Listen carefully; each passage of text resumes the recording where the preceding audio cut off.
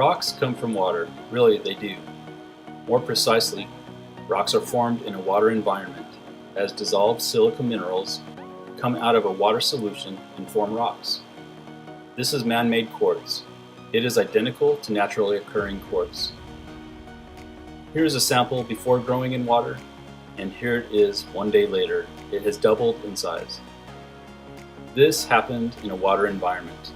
It was formed in an autoclave. An autoclave simulates the miles-deep, high-pressure, hot water environment that all silica-based rocks both dissolve into and form out of.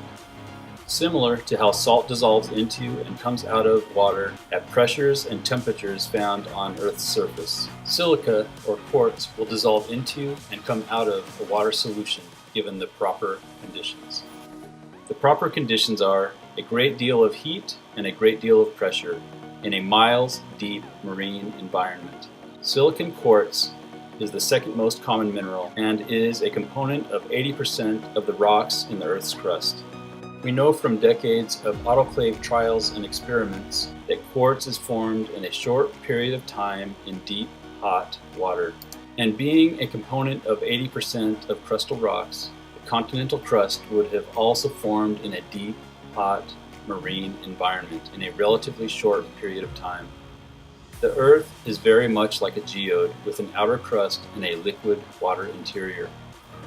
Modern science's magma planet theory does not fit the evidence. We live on a water-based planet, a hydroplanet. Are there others?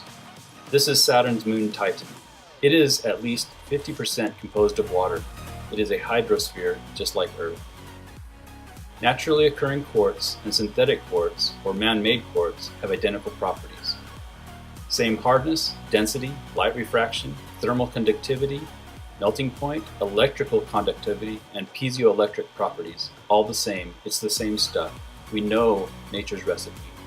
Keep in mind that once quartz is melted, or even heated beyond a certain point, it loses these electrical properties. This fact shows that quartz in Earth's crust was never from a melt or magma, as modern science theorizes.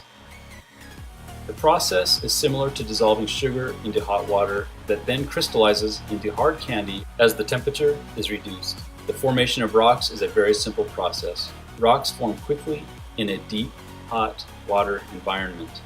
The million and billion year theories have never been demonstrated, and we know nature's recipe. We know how rocks dissolve into water and are reformed out of the same water as temperature and pressure is reduced. There are some very interesting implications to this. Guess what? Petrified fossils are rocks, and we know how rocks form in a marine environment. So guess how the fossils formed? Ever heard of the Great Flood? These are some of the things I learned in the Universal Model, a new millennial science. Thanks for watching.